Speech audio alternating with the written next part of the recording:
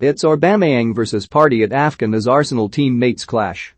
Arsenal were hugely credited for their summer transfer window topping expenditure, not least because they helped build, and in some cases reinforce, the spine of Mikel Arteta's team.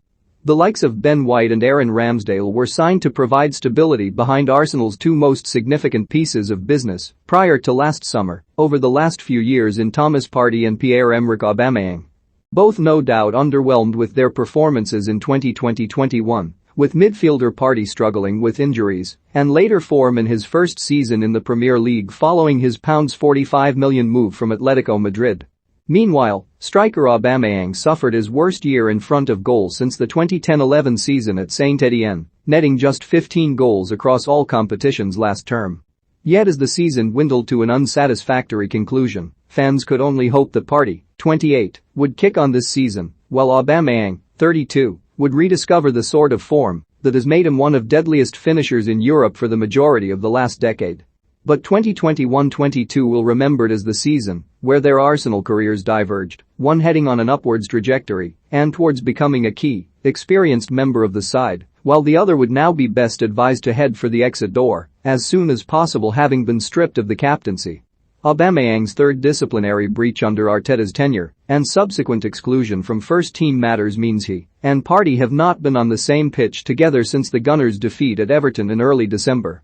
That run, however, will end, providing Aubameyang has not suffered an issue since returning to training from COVID, when they are on opposing sides in Gabon's clash with Ghana in the pair's second Group C fixture at the Africa Cup of Nations today.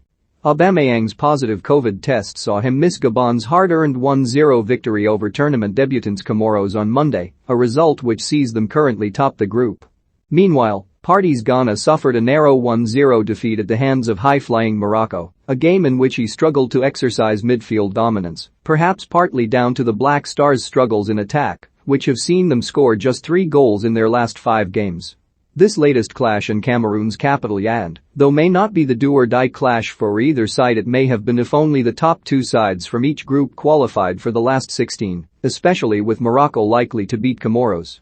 Instead, just like at Euro 2020, the 4 highest-ranked third-place teams will also qualify. But it will provide both sides, should they finish as one of those 4 third-place teams, another chance to gel and improve if and when they face a side that finished top of their respective group in the knockouts. Moreover, on an individual level, it will allow Partey to build on the confidence he has gained at Arsenal very recently, while Aubameyang may well be satisfied with reminding everyone of his striking prowess and trying to convince clubs to make a move for him in this month's transfer window. The Ghana midfielder offered a pretty scathing review in December of his 15-month spell in North London and even admitted he had not adapted to all areas of English football just yet. Asked to give himself a mark out of 10, Partey responded, "Personally I would say 5 or 6. But with the marks of the fans, also, I would give myself 4. Because there are moments in a game when I can really hurt the other team, but there are also moments where, because I'm not yet adapted to the Premier League, maybe I lose a bit of focus, and that's when everything goes down." That loss of focus perhaps was evident in the game preceding the interview, a 3-2 defeat at Manchester United, where he was guilty of giving away possession too cheaply, particularly in the first half. But his assessment did come with a vow: "I have to read more of the game. Now I am having a lot of continuous games. It is normal that some games, or some moments in the games, I will be down. With more games, with more confidence, I will be able to get to where I want to be." And after more shaky performances against Everton and Southampton, very recent displays suggest he is not far away from reaching that goal. Norwich away on Boxing Day provided him with a much-needed confidence boost, breaking up play well and passing the ball effectively alongside Granit Xhaka. But his statement showing came 6 days later against the Premier League champions. There was roughly a 10-minute period in the first half of Manchester City's 2-1 win at Arsenal on New Year's Day, where Pep Guardiola's men simply couldn't retain possession and were instead on the receiving end of a barrage of Arsenal attacks. Arguably their primary nemesis, aside from Bukayo Saka, was Partey, who not only was a real force in front of his defense to break up City's play, but also played like a man possessed, going in the opposite direction to begin Arsenal's attacks. The Gunners certainly missed his presence in the FA Cup defeat by Nottingham Forest, and those who are not convinced the Ghana man will kick on at the Emirates and become one of the leaders of the side, if he is not already, are now limited. On the other hand, Few believe Aubameyang can truly fight his way back into contention at Arsenal after having the captaincy forcefully removed from his grasp and with no date set on a potential return from the cold under Arteta.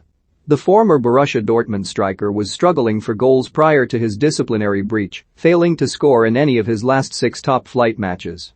And there is a rather convincing argument that Arsenal's attack has more structure and greater fluidity and pace about it when Alexander Lacazette is at its heart rather than Aubameyang. There has always been a perennial fear throughout Aubameyang's career that without his pace, and especially now without regularly chipping in with goals too, there is little he can offer any side. Mikel Arteta appeared to disagree with that prior to his disciplinary breach and continued to regularly start him ahead of the likes of Lacazette. The Frenchman has never hit the goal-scoring heights Aubameyang has at Arsenal, but he is undeniably superior when it comes to linking play and bringing the exciting talents of Gabriel Martinelli, Emile Smith-Rowe and Bukayo Saka into the game. But Arsenal's off-the-field work also appears to suggest they have moved past Aubameyang. The Gunners are determined to land £58 million Fiorentina star Dusan Vlahovic this month despite what appear to be astronomical wage demands, while Sportsmail also understands Everton striker Dominic Calvert-Lewin has admirers at Emirates Stadium. The England marksman is extremely unlikely to leave Goodison Park this month and would be more of a summer target, but if Arsenal do manage to land Serbia's Vlahovic this month, that will only hasten Aubameyang's cause to move on himself. And with Arsenal chances not set to be forthcoming, he can only put himself in the shop window by performing at AFCON with Gabon. He is unsurprisingly the Panthers' record goalscorer with 26 goals in 65 appearances and despite being stripped of the Arsenal captaincy, retains the armband for his country. But a positive COVID test did not provide the best start to AFCON. The source of the outbreak which saw Aubameyang contract the virus is unclear, but footage did emerge on social media of players, including the striker, socializing at their pre-tournament camp in Dubai. But his consequent absence against Comoros will be a mere footnote with victory at the Amadou Ahidjo Stadium, given that it will almost certainly confirm their place in the knockout stages. Gabon have lost both of their last 2 meetings against Ghana, with the Panthers' most recent defeat just over a decade ago, when they were beaten 2-1 in a friendly fixture in November 2011. Friday would therefore be a perfect time for Aubameyang to end Gabon's winless run stretching back to 2008 against the Black Stars and potentially help revive a stalled club career by attracting the attention of a potential suitor.